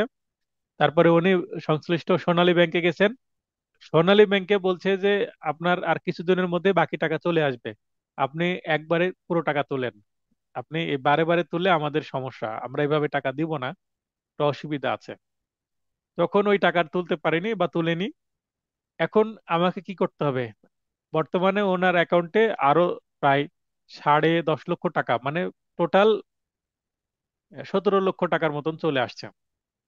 তো বাড়তি যে 10 লক্ষ 11 লক্ষ টাকার মতো আসলো, এটার জন্য কি আমাকে আলাদা সাকসেশন মামলা করতে হবে? তাহলে তো উনি ক্ষতিগ্রস্ত হবেন। তাহলে আমি কি করব? ওই মামলাটা আমি নথি উপস্থাপন দেব, পুট আপ দিব, দিয়ে আগামী রবিবারে শুনানি করে জাস্ট আর্জি সংশোধন এবং সেই মোতাবেক রায় ও সাকসেশন সার্টিফিকেট আমি সংশোধন চাইবো। তাহলে যেখানে আগে 5.5 লক্ষ টাকা লেখা ছিল, ওইটা পরিবর্তন হয়ে 16.5 লক্ষ বা 17 লক্ষ টাকা অ্যামাউন্টটা চলে আসবে। জাস্ট আমি 151 ধারায় এটা পেয়ে যাব। তাহলে এখানে ন্যায় বিচার নিশ্চিত করার জন্য, আদালতের কার্যপ্রণালীর অপব্যবহার রোধ করার জন্য, এই দুইটা পয়েন্টের মধ্যে না আসলেও আদালত কিন্তু এটা ইচ্ছা করলে করে দিতে পারেন, আবার আদালত ইচ্ছা করলে নাও করে দিতে পারেন। কারণ আমি যেটা চাচ্ছি এটা কিন্তু কোনো রেগুলার প্রসিডিং না, রায় হয়ে গেছে, রায়ের পরে আমি সেটা পরিবর্তন চাচ্ছি। আদালত চাইলে পরিবর্তন হবে, না হলে আদালত যদি নামঞ্জুর করে আমি হয়তো এটা রিভিশনে যাব, অথবা নতুন আমাকে মামলা করতেও হতে পারে। তো এই হচ্ছে বিষয়, যে এই 151 ধারার যে সহজাত ক্ষমতা, এইটা 151 ধারা যতটুকু উল্লেখ করা আছে এতটুকুই না, এতটুকুর মধ্যে সীমাবদ্ধ থাকে না, এই দুইটা পয়েন্টের মধ্যে থাকে না। এর বাইরেও অনেক আছে। আচ্ছা, আদালতের সহজাত ক্ষমতার প্রকৃতি বা নেচারটা কেমন? আদালতের সহজাত ক্ষমতার প্রকৃতি সম্পর্কে বাংলাদেশের উচ্চ আদালতের কোনো রায় পাওয়া যায় না। তবে ভারতীয় দুই একটা মামলার রায়ে আদালতের সহজাত ক্ষমতার প্রকৃতি সম্পর্কে ধারণা পাওয়া যায়, যেমন পাদম সেন বনাম the state of UP, AIR, 1961। এই মামলায় বলা হয়েছে যে দেওয়ানি কার্যবিধিতে আদালতকে যে ক্ষমতা দেওয়া হয়েছে, সহজাত ক্ষমতা হচ্ছে সেই ক্ষমতার অতিরিক্ত একটি ক্ষমতা। তাহলে দেওয়ানি কার্যবিধিতে আদালতকে যতটুকু ক্ষমতা দিচ্ছে সহজাত ক্ষমতা, তারই আরো এক্সটেন্ডেড একটা ভার্সান। মানে কার্যবিধিতে যা আছে এটাতেই সীমাবদ্ধ থাকবে না, কার্যবিধির বাইরে যেও ক্ষমতার প্রয়োগ করতে পারবেন। এই ক্ষমতা বিধিতে প্রদত্ত ক্ষমতার পরিপূরক, এবং আদালত স্বাধীনভাবে এই ক্ষমতা প্রয়োগ করতে পারে 151 ধারায় উল্লেখিত উদ্দেশ্যসমূহ বাস্তবায়নের জন্য, যখন এই ক্ষমতা প্রয়োগ কোনোভাবেই দেওয়ানি কার্যবিধির কোনো বিধির সাথে সাংঘর্ষিক না হয়, অথবা আইন ভার ইচ্ছার সাথে বিরুদ্ধপূর্ণ না হয়। অর্থাৎ কার্যবিধিতে যে বিধিগুলো আছে সেটার জন্য একেবারে যেন তার সাথে সাংঘর্ষিক না হয়, এক বলা আছে তার একেবারে বিপরীত করা হচ্ছে, এরকম যেন না হয়। আদালতের সহজাত ক্ষমতা একটি স্বেচ্ছাধীন ক্ষমতা, আদালত ইচ্ছা করলে প্রয়োগ করবেন, না করলে না। এই ক্ষমতা প্রয়োগ করার সকল উপাদান বিদ্যমান থাকা সত্ত্বেও আদালত এই ক্ষমতা প্রয়োগ নাও করতে পারেন, তার মর্জি হলো না, করলো না। মক্কেলের হিয়ারিং সঠিক হয়নি, মক্কেল কনভিন্স করতে পারেননি আদালতের, আদালত পক্ষে রায় নাও দিতে পারেন। আদালতের সহজাত ক্ষমতা থাকার যৌক্তিকতা, কেন দিতে হবে আদালতকে এই ক্ষমতা? রিজনিং। দেওয়ানি কার্যবিধিতে নির্দেশিত পন্থায় বিচার পরিচালনা করতে গেলে দেখা যায় সবসময় কোনো না কোনো এমন পরিস্থিতি বা অবস্থা থাকে যে ক্ষেত্রে এই যে কার্যবিধির বিধান দ্বারা ন্যায় বিচার নিশ্চিত করা যায় না। কেন যায় না? এই আইনটা তৈরি হয়েছে 1908 সালে, আজ থেকে 100 প্রায় 20 বছর আগে, 118-20 বছর আগের আইন। তো তখন সমাজ ব্যবস্থাতে কি কি সমস্যা ছিল সেটাকে মাথায় রেখে আইনটা ড্রাফট করা হয়, এবং এইটা আমরা এখনো প্রায় 120 বছর ধরে টেনে নিয়ে যাচ্ছি। অনেক দেশে সিআরপিসি, সিপিসি এগুলো পরিবর্তন অনেক হয়ে গেছে, ব্যাপক অ্যামেন্ডমেন্ট হয়েছে, অনেক ক্ষেত্রে নতুন আবার গ্রহণ করা হয়েছে, কিন্তু আমরা আইন নিয়ে গবেষণা করি না, আমাদের দেশে গবেষণা কম হয়। যে আইন ছোটখাটো দু একটা আইন হয় সেটা আবার 5 বছর 10 বছর পর আবার টিকে না, নতুন করে করতে হয়। তো এই বড় আইনে হাত দেওয়ার মতন আইনজ্ঞ এখনো বাংলাদেশে তৈরি হয়নি, তাই এই বড় আইনগুলো খুব একটা অ্যামেন্ড হয় না বা রিপিল হয় না। যেহেতু রিপিল হয় না, এটাকেই আমরা টেনে নিয়ে আসছি। তাই সহজাত ক্ষমতা দেওয়া দরকার, কারণ এই আইন দিয়ে নতুন যে সমাজ ব্যবস্থা, ডিজিটাল যে যুগ, এখানে অনেক সমস্যা তৈরি হতে পারে, অনেক জটিলতা আসতে পারে, সেটার সমাধান সিআরপিসিতে নাও থাকতে, সরি সিপিসিতে নাও থাকতে পারে। সেক্ষেত্রে দেওয়ানি আদালতকে সহজাত ক্ষমতা দিতে হবে। অন্যভাবে বলতে গেলে সিআরপিসিতে যদি না থাকে তাহলে ফৌজদারি আদালতকেও সহজাত ক্ষমতা দিতে হবে। তো আশা করি সহজাত ক্ষমতা কেন দিতে হবে, কারণ কাগজে কলমে যেটা নাই তার বাইরে আদালত কিছু করতে পারবে না। তার মানে আদালতের হাতটা বেঁধে দেওয়া হলো। আর যখনই সহজাত ক্ষমতা দিয়ে দেওয়া হলো তখন আদালতের হাতটা খুলে দেওয়া হলো, আদালত এবার একটু হাত বাড়িয়ে ডানে বামে কিছু করতে পারবেন। এই তো এই কারণ হলো এর কারণ হলো আইন প্রণেতারা কেবলমাত্র সাধারণ ও স্বাভাবিক ঘটনা বা পরিস্থিতি পূর্ব থেকে অনুমান করতে পারে। ফলে অনেক নতুন পরিস্থিতি বা ঘটনা মোকাবেলা করার প্রাসঙ্গিক বিধান আইনে থাকে না। ওইসব ক্ষেত্রে আদালত তার সহজাত ক্ষমতা প্রয়োগ করে পরিস্থিতি মোকাবেলা করতে পারে। একটা কেস ল দিচ্ছি, সেটা দেওয়া খুবই জরুরি। আবু শামা বনাম আবু সায়েম, 48 ডিএলআর 141 পৃষ্ঠায় আছে। এই মামলায় উচ্চ আদালত সিদ্ধান্ত নেয় যে, যে ক্ষেত্রে প্রতিকার প্রার্থীর অন্য কোনো প্রতিকার নেই, সেক্ষেত্রে সহজাত ক্ষমতা নিঃসন্দেহে বিচার নিশ্চিন্তে যে কোনো আদেশ প্রদানে আদালতের হাতকে প্রসারিত করেছে। একটু আগে বললাম যে বাধা হাতকে একটু খুলে দিয়েছে, কিছু একটা করতে পারবে। এই হচ্ছে সহজাত ক্ষমতার যৌক্তিকতা। আদালতের সহজাত ক্ষমতা প্রয়োগের ক্ষেত্রসমূহ কোন কোন ক্ষেত্রে প্রয়োগ করতে পারবে? আমরা 51 ধারায় জাস্ট দুইটা ক্ষেত্র দেখি, কিন্তু এই 51 ধারাকে যদি আরো বিশ্লেষণ করি তাহলে আরো কিছু ক্ষেত্র পাই।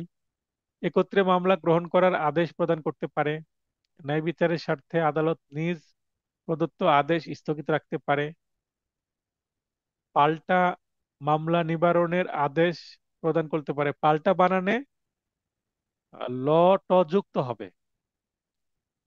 কোনো মামলা পুনর্জীবিত করার আদেশ প্রদান করতে পারে, যা পূর্বে একই আদালত কর্তৃক খারিজ হয়েছিল। তৃতীয় পক্ষের কোনো মামলায় পক্ষ হওয়ার আদেশ গ্রহণ করতে পারে। তার মানে বাদী বিবাদীর মধ্যে মামলা চলছে, রহিম করিম, রহিম বাদী করিম বিবাদী। এখানে রানা এসে বলছে যে এই মামলায় আমারও স্বার্থ আছে, আমাকেও এটা বিবাদী বা বাদী হিসেবে অন্তর্ভুক্ত করা হোক। মানে থার্ড পার্টি মামলায় ঢুকে গেল। তখন আদালত যদি কারণ থাকে তাহলে সহজাত ক্ষমতা প্রয়োগ করে এটা করতে পারবেন। অবৈধ আদেশ বাতিল বা প্রত্যাহার করার আদেশ প্রদান করতে পারেন। যে সকল মামলা দেওয়ানি কার্যবিধির ধারা 11-এর আওতার পড়ে না সে সকল মামলার ক্ষেত্রেও রেস জুডিকাটা নীতি প্রয়োগ করতে পারেন। তো রেস জুডিকাটা যদি ম্যাচ না করে, আদালত দেখছে যে রেস জুডিকাটা সাধারণভাবে ম্যাচ করছে না, কিন্তু রেস জুডিকাটা না দিলে ন্যায় বিচার ব্যাহত হচ্ছে, তখন রেস জুডিকাটা দিয়ে দিতে পারেন।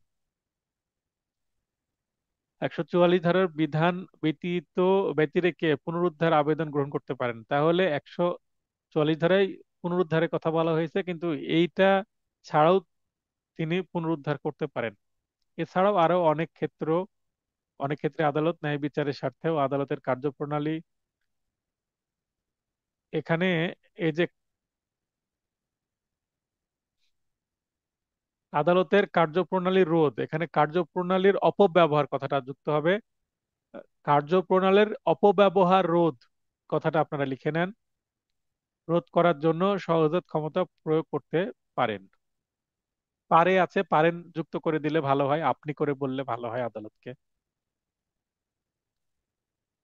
যেসব ক্ষেত্রে সহজাত ক্ষমতা প্রয়োগ করা যায় না, কোন কোন ক্ষেত্রে আদালত সহজাত ক্ষমতা প্রয়োগ করতে পারবে না? কোর্ট সহজাত ক্ষমতা প্রয়োগ করে এমন কাজ করতে পারবে না যা দেওয়ানি কার্যবিধি দ্বারা নিষেধ করা হয়েছে। দেওয়ানি কার্যবিধিতে কোনো কিছু বলা নাই, সেখানে সহজাত ক্ষমতা প্রয়োগ করতে পারবে। কিন্তু কোনো কিছু স্পষ্টভাবে বলা আছে, নিষেধ করা আছে, সেই দেওয়ানি কার্যবিধিকে ভায়োলেট করে, দেওয়ানি কার্যবিধির নিষেধাজ্ঞাকে উপেক্ষা করে কোনো কিছু আদালত করতে পারবে না। যেমন যেখানে আইনে আপিলের কোনো বিধান নেই, মানে আপিল অযোগ্য ডিক্রি, সেই জায়গাতে আপিল যদি গ্রহণ করে আদালত তার সহজাত ক্ষমতা প্রয়োগ করে, তাহলে দেওয়ানি কার্যবিধি বলছে যে এই মামলার এই ডিক্রির বিরুদ্ধে আপনি আপিল নিতে পারবেন না, কিন্তু আপিল আদালত আপিল নিয়ে নিয়েছে। কেন? বলছে আমি 151 ধারায় আমার সহজাত ক্ষমতা প্রয়োগ করে নিলাম, এটা করা যাবে না। এই ক্ষেত্রে আদালত সহজাত সহজাত ক্ষমতা ব্যবহার করে আপিল করার অধিকার দিতে পারে না। যেমন রিয়াজুল হক বনাম হাফিজুল্লাহ, 42 ডিএলআর, অ্যাপিলেট ডিভিশন 74। এই মামলায় একজন সহকারী জজ ডিক্রি বাতিলের ক্ষেত্রে দেওয়ানি কার্যবিধির বিধি 9 রুল 13 বিধিমান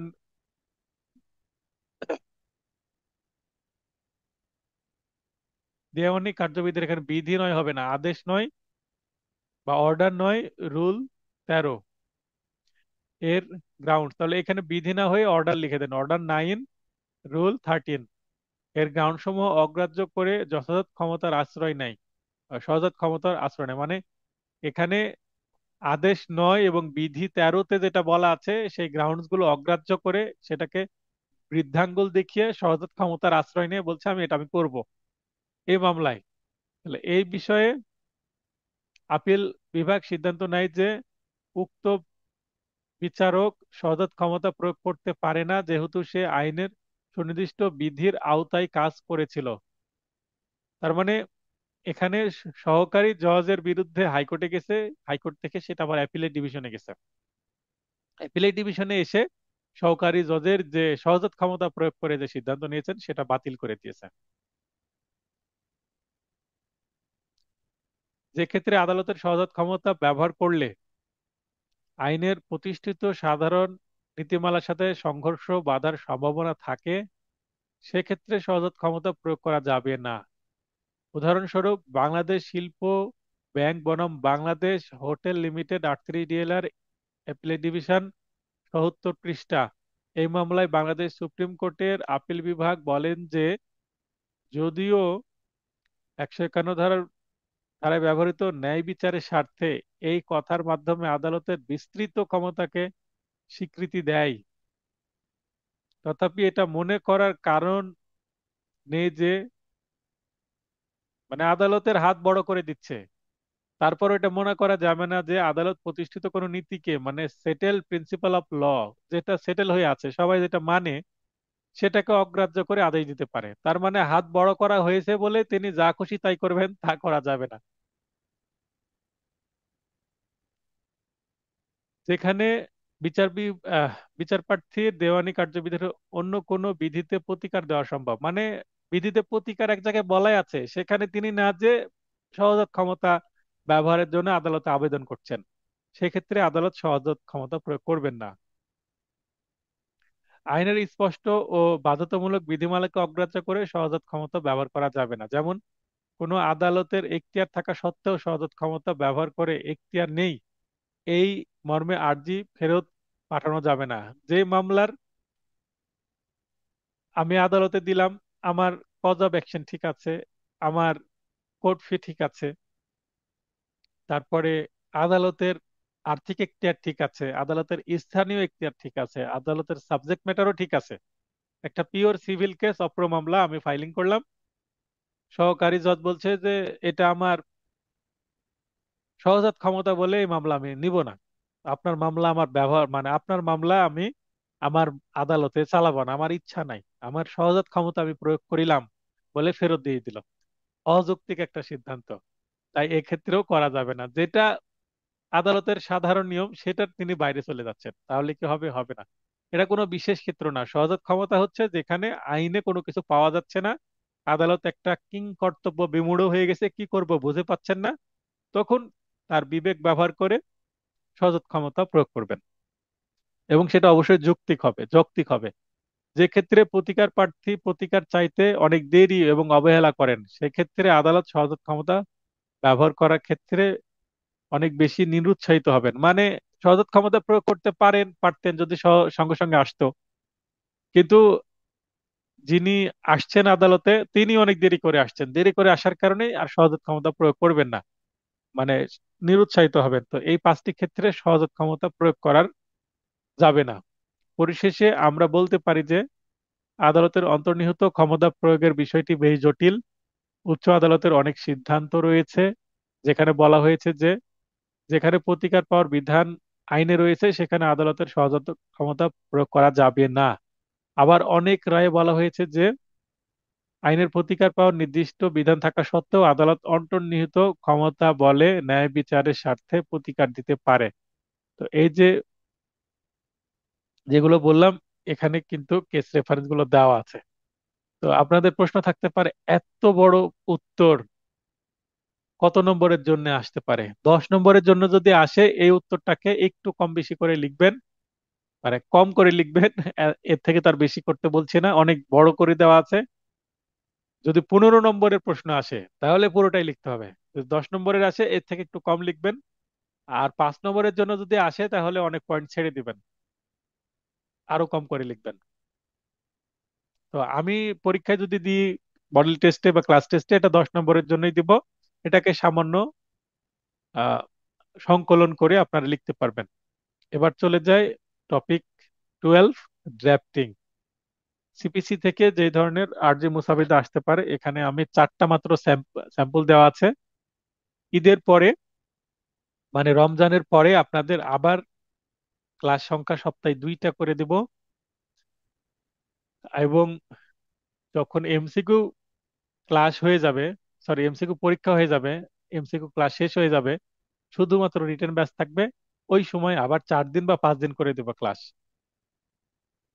তাহলে আমরা ঈদের পরে কি করব, এই প্রবলেমেটিক কোশ্চেন এবং ড্রাফটিং অনেক পড়বো। আপাতত এই নোটটাকেই আমি শেষ করছি, যেহেতু এটা সেকেন্ড ব্যাচ চলছে, সেকেন্ড ব্যাচের কোর্সটাকে কমপ্লিট করতে হবে তাই।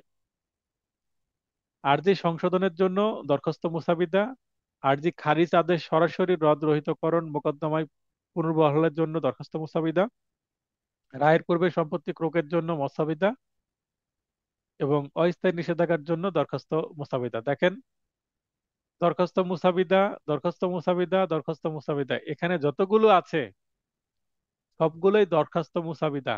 এখানে একটাও কিন্তু আরজি মুসাবিদা নাই।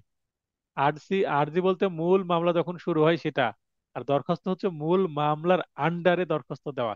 তার মানে এগুলো সবইগুলো পিটিশন, একটাও প্লেন্ট বা আরজি নয়। আরজি আমি এসআর অ্যাক্টে দেখিয়েছি, এবং আরো তাহলে কি দেওয়ানি কার্যবিধিতে আরজি নাই? আর দেওয়ানি কার্যবিধিতেও আরজি আছে, সেটা আমি দেখাবো। তবে দেওয়ানি কার্যবিধি থেকে দরখাস্ত মুস্তাবিদে আসারই সম্ভাবনা বেশি। যেহেতু এটি দরখাস্ত, তার মানে মূল মামলা আগেই ফাইলিং হয়ে গেছে, তার মানে প্রতিটার ক্ষেত্রে মামলা নাম্বারটা আমাদের উল্লেখ করে দিতে হবে। বিজ্ঞ যুগ্ম জেলা জজ প্রথম ও জেলা ডেলিগেট আদালত রাজশাহী সাকসেশন মামলাতে, এখানে যুগ্ম জেলা জজ আমাদের প্রথম আদালতে হয়। এবং এখানে ডেলিগেট কেন বলা হচ্ছে, ডেলিগেট কেন বলা হচ্ছে, কারণ সাকসেশন মামলার যে অরিজিনাল জুরিসডিকশন সেটা জেলা জজের। আবারও বলছি, সাকসেশন মামলা সাবজেক্ট ম্যাটার অনুসারে অরিজিনাল জুরিসডিকশন হচ্ছে জেলা জজের। তো জেলা জজ উনি তার যে মামলা গ্রহণ করার যে ক্ষমতা সাকসেশন মামলার, সেইটা ডেলিগেট করে দিয়েছেন কাকে? যুগ্ম জেলা জজ প্রথম আদালত রাজশাহীকে। আমাদের রাজশাহীর ক্ষেত্রে এটা বলছি। অন্যান্য ক্ষেত্রে অন্য জেলাতে জেলা জজ নিজেও সেটা ডিল করতে পারেন, বা তিনিও আবার অন্য কোনো যুগ্ম জেলা জজকে এন্টারটেন করার জন্য একটা সাকসেশন মামলা ফাইলিং গ্রহণের আদেশ দিতে পারেন, নির্দেশনা দিতে পারেন। তো আমাদের রাজশাহীতে জেলা জজ নিজে এটা গ্রহণ করেন না, যুগ্ম জেলা জজকে ক্ষমতা হস্তান্তর করে রেখেছেন। ক্ষমতা হস্তান্তর করা হয়েছে বলেই এটাকে জেলা ডেলিগেট কোর্টও বলা হয়। তাহলে এখানে কোর্টের নাম দিতে হবে, মামলা নাম্বার দিতে হবে, দরখাস্তকারী। বলে রাখা ভালো, এখানে বাদী বিবাদী থাকে না। সাকসেশন মামলায় দরখাস্তকারী এবং প্রতিপক্ষ থাকে। এখানে দরখাস্তকারীকে নোটিশ বোর্ড, জেলা জজ আদালত রাজশাহী দিং, এখানে জেলা জজ আদালতের যে নোটিশ বোর্ড সেটা কিন্তু একটা পক্ষ হিসেবে থাকে। তারপরে স্থানীয় জনসাধারণ, এবং স্পেসিফিক ভাবে এই যে দরখাস্তকারীদের কোনো আত্মীয়কে আবার কি করা যেতে পারে, একটা পক্ষ করা যেতে পারে। তাহলে সাকসেশন মামলায় পক্ষ থাকবে একটা স্পেসিফিক ব্যক্তি, তারপর ওই ব্যক্তি নাও থাকতে পারে, কিন্তু স্থানীয় সাধারণ জনগণ, এবং জেলা জজ আদালতের যে নোটিশ বোর্ড, নোটিশ বোর্ডে একটা সমন যায়। এই কারণে নোটিশ বোর্ডকেও কি করতে হয়, মানে জেলা জজ আদালতকেই এখানে প্রতিপক্ষ করে দেওয়া হয়। এখানে নোটিশ বোর্ডকে কেন উল্লেখ করা হয়, কারণ সমনটা নোটিশ বোর্ডে ঝুলিয়ে দেওয়া হয় তাই। এখানে দিং দ্বারা আরো আছে বোঝাচ্ছে, এখানে দিং দ্বারা আরো আছে, শুধু জরিনা না, জরিনার সাথে তার ছেলে মেয়েও থাকতে পারে তাই। এটা আদেশ হয় বিধি 17 মতে আরজি সংশোধনের প্রার্থনা। এখানে কি কি সমস্যা হয়েছে এখানে বর্ণনা দেওয়া হয়েছে, এবং কিভাবে আমি সংশোধন চাচ্ছি সেটাও এখানে বলে দেওয়া হয়েছে। তাহলে এখানে বলে দেওয়া হয়েছে মামলার কি প্রবলেম, এবং এখানে কিভাবে আমি সেটার সলভ চাচ্ছি, এই কয়েকটা পয়েন্টে। আপনারা অন্য দিতে পারেন, এভাবে দিতে পারেন। অতএব এভাবে আমাকে আরজি সংশোধন এর দরখাস্তটি মঞ্জুর করতে বিজ্ঞ আদালতের সদয় মর্জি হয় বলে শেষ করলাম। এরপরে যেহেতু এটি একটি দরখাস্ত, দরখাস্ততে কিন্তু সত্যপাঠ চলে না, কি চলে হলফনামা। তাহলে হলফনামা জরিনা নিজের বিস্তারিত বলবে, এবং তিনি হলফপূর্বক এই কথাগুলো বলবে। হলফনামা কি জিনিস আগে আমরা জেনেছি অন্যান্য ড্রাফটিং এর ক্ষেত্রে। হলফকারীর স্বাক্ষর থাকবে, যেই দিনকে আপনি পরীক্ষা দিবেন ওই পরীক্ষার ডেটটা এখানে বসিয়ে দিবেন, মানে যেই দিন পরীক্ষা সেই দিনই ডেট। এবং হলফকারী আমার পরিচিত, তিনি আমার সামনে অত্র হলফনামায় তার নিজ নাম স্বাক্ষর করলে আমি তা শনাক্ত করলাম, এটা বলবে অ্যাডভোকেট। এবং এই পাশে হলফকারী পরিচালনাকারী কর্মকর্তার স্বাক্ষর ও সিল থাকবে। অদ্য তারিখ, এই তারিখটা দিবেন যেই তারিখে আপনার পরীক্ষা হচ্ছে সেই তারিখে। সময় উল্লেখ করবেন 10, 11টা বা সর্বোচ্চ 12টা। 12টার পরে হলফ নেওয়া হয় না সাধারণত কোর্টে। তাহলে 10, 11টা বা 12টা। 11টা সবচেয়ে সেফ টাইম, 10টা সর্বনিম্ন টাইম, 11টা দিলে সবচেয়ে সেফ হয়। 10টাও দিতে পারে, সমস্যা নেই, কিন্তু 12টার পরে একটা যদি দেন বা 9টা দেন, তাহলে 9টা হলে আদালত তো শুরু হয় না 9টায়। আর 12 মানে একটা দিলে ওই সময় আদালত বসে যায়, আদালত কার্যক্রম শুরু হয়ে যায়, ওই সময় হলফ চলে না। তাহলে আদালত বসার আগে হলফ সেরে আদালতে মামলাটা আসবে, তারপরে শুনানি হবে। এত ঘটিকায় হলফকারী আমার সামনে অত্র হলফনামায় তার নিজ নাম স্বাক্ষর করলেন। তাহলে এখানে অ্যাডভোকেট থাকেন, হলফকারী যে স্বাক্ষর করলেন কার সামনে করেন? হলফ গ্রহণকারী কর্মকর্তার সামনে, মানে আদালতের শিরস্তাদারের সামনে। এটাই হচ্ছে হলফনামা। এরপরে আমরা একটা মামলা খারিজ হয়ে গেছে, সেটাকে কি করব? রিভাইভ করব, পুনর্বহাল করব। আদালতের নাম দিব, মামলা নাম্বার দিব, কারণ দরখাস্ত মামলা অনেক আগে হয়ে গেছে। এখানে দরখাস্তকারী বা বাদী, বাদী দরখাস্ত করছে এবং প্রতিপক্ষ বিবাদী। এখানে আদেশ নয়, বিধি 9 ক অনুসারে খারিজ মামলা রদরহিত চাচ্ছি, মানে পুনরায় বহাল চাচ্ছি, রিভাইভ চাচ্ছি। তাহলে কি ঘটনাতে কি হয় সেগুলো বর্ণনা দিয়ে দেবো। কত তারিখে, এই যে এখানে 3 নম্বর পয়েন্টে ফাঁকা রেখেছি। তাহলে এই তারিখটা আপনি কোন তারিখ দিবেন? পরীক্ষার যে তারিখ সেই তারিখ দিবেন না, সে পরীক্ষা থেকে অন্তত 1 সপ্তাহ আগের তারিখ দিবেন। কারণ দরখাস্ত করার 1 সপ্তাহ আগে খারিজ হয়েছে, এটা অন্তত আপনাকে তো বলতে হবে। যেদিন দরখাস্ত করছেন সেদিনই খারিজ হয়েছে তা না। তাহলে খারিজ আগে হয়েছে, আপনি পরে পুনর্বহালে দরখাস্ত করছেন। এই কারণে এই ডেটটা অন্তত 1 সপ্তাহ, 2 সপ্তাহ আগের বা 1 মাসের মধ্যে ডেট রাখবেন। 1 সপ্তাহ আগে দিলে সবচেয়ে বেটার হয়। তারপরে এই বর্ণনাগুলো হুবহু হবে। আর মামলাতে যদি একটা পরিস্থিতি দিয়ে দেয় যে এই কারণে এই হচ্ছে, উ, এখানে বাদীর নাম দিয়ে দিল ক, এত তারিখে মামলাটি খারিজ হয়, খারিজের তারিখ যদি দেওয়া থাকে প্রশ্নের মধ্যে, তাহলে এখানে কিন্তু আপনি বানিয়ে 1 সপ্তাহ আগে তারিখ দিতে পারবেন না পরীক্ষার। এখানে যেই তারিখে খারিজ হয় ওই প্রশ্ন থেকে খারিজের তারিখটা আপনাকে এখানে বসাতে হবে। তারপরে যে বর্ণনা একই, হলফনামা আপনি দেখছেন একই। এরপরে রায়ের পূর্বে ক্রোকের যে বিষয়টা, এটা আমরা আদেশ 38 বিধি 6 মতে দরখাস্ত করব। এখানে মামলায় যদি বলা থাকে, সিচুয়েশন দিয়ে দেয় যে অমুক ব্যক্তি অমুক ব্যক্তির বিরুদ্ধে মামলা করেছে, এই মামলা এত তারিখে সে জানতে পারে যে তার যে একমাত্র সম্পত্তি সেটা বিক্রয় করে দিচ্ছে, তাই তার যে মানি শুটের মামলার ডিক্রিটা অকার্যকর হয়ে যেতে পারে। তো সেটা নিশ্চিত করার জন্য তিনি কি করতে পারেন, তখন আপনার এটা আসবে। তাহলে একটা প্রবলেমেটিক প্রশ্ন দিল, সেটার সলিউশন চাইতে পারে 5 নম্বর, এবং সেই সাথে একটা আর্জি যুক্ত করে দিয়ে আরো 10 নম্বরের প্রশ্ন আসতে পারে। গত বছরে আরজি 7 বা 8 নম্বরের জন্য এসেছে। তো এখানে আপনাদের যদি 7 বা 8 আসে বা 10 আসলেও এই দরখাস্ত মোসাবেদা দিয়ে দিলেই হয়ে গেল, মানে বেশি লেখার দরকার নাই। অল্প লিখবেন, টু দা পয়েন্ট লিখবেন, তাহলেই আরজিতে আপনি ভালো নম্বর পাবেন। 10-এর মধ্যে 10 পাওয়ার দরকার নেই, 8-9 পেলেই যথেষ্ট। তাহলে এখানে শুনানির জন্য দিন ধার্য, এগুলো যখন আগামী কথাটা বলবেন, তাহলে আপনি কি করবেন? যেই দিনকে পরীক্ষা দিবেন তার 1 সপ্তাহ পরের দিবেন ডেট। এখানে দেখেন সম্পত্তি তফসিল দিতে হবে, কারণ কোন তফসিল সে বিক্রয় করে দিতে চাচ্ছে সেটা তো আপনাকে দিতে হবে। তফসিলে কি কি থাকে? জেলার নাম, থানার নাম, মৌজার নাম, এগুলো থাকে।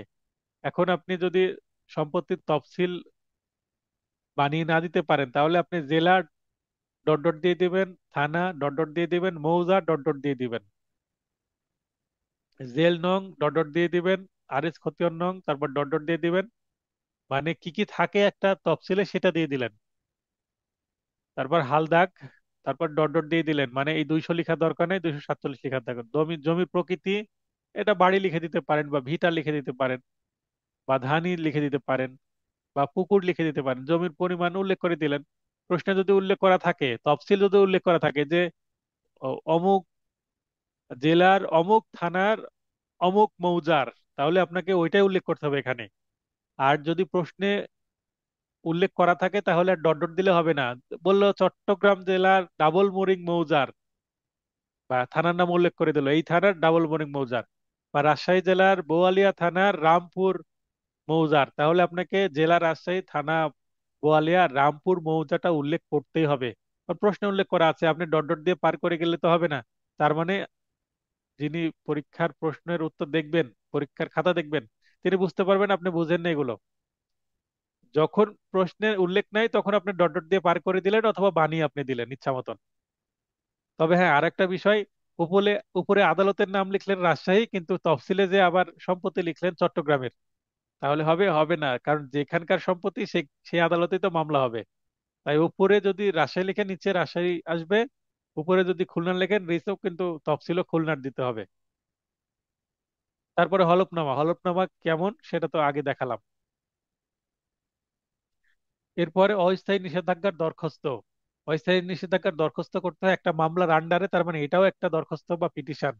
তো এখানে আপনি কোর্টের নামের পরে মামলা নাম্বার উল্লেখ করতে হবে, এখানে ফাঁকা রাখার প্রয়োজন নাই। আদেশ 39, বিধি 1 ও 2, এবং আমরা এখানে 151 ধারা যুক্ত করে দিব। তার মানে এখানে আদালতের হাতটা একটু লম্বা করার জন্য অনুরোধ করব, সহজাত ক্ষমতা প্রয়োগের কথা বলবো। তো এখানে কি ঘটনা, এটা পড়লেই খুব সংক্ষিপ্ত এবং সহজ ভাষায় উল্লেখ করা আছে। একটা তারিখের কথা বলা হচ্ছে, গত এত তারিখে ঝামেলা করছে। তো এই যে গত তারিখ 22 সালে তারিখ দিয়ে রেখেছি আমি, তাহলে আপনারা 25 সালে পরীক্ষা দিবেন। তাহলে কি করবেন? মনে করেন আপনাদের পরীক্ষা জুন মাসের 26 তারিখে হলো, সে ফর এক্সাম্পল, বা জুলাই মাসের 26 তারিখে হলো। আমি ধারণা করছি জুলাইয়ের 26-এ হতে পারে আপনাদের। তো জুলাইয়ের 26 তারিখে যদি আপনাদের পরীক্ষা হয়, তাহলে আপনি জুলাইয়ের দ্বিতীয় সপ্তাহের মানে একটা ডেট দিবেন। তার মানে পরীক্ষার 1 সপ্তাহ আগে ডেট দিবেন, যে 1 সপ্তাহ আগে তারা আমাকে এরকম জোর জবরদস্তি করছে, তাই মামলা এই অস্থায়ী নিষেধাজ্ঞা চাচ্ছে। তার মানে রিসেন্ট ঘটনা দেখাতে হবে। বেশি দূরে ঘটনা দেখালে আবার কিন্তু আদালত শুনবে না। তো এখানে 4টা মাত্র স্যাম্পল দেখালাম দরখাস্তের। আশা করি বেসিক যে স্ট্রাকচার একটা দরখাস্ত মুসাবিদার সেটা বুঝে গেছেন, কিভাবে উপস্থাপন করতে হবে, কোন ভুল করা যাবে না সেগুলো। এছাড়া আমার চ্যানেলে কিন্তু এই জাস্ট সিভিল এবং ক্রিমিনাল ড্রাফটিং বিষয়ে একটা ডেডিকেটেড ভিডিওই আছে।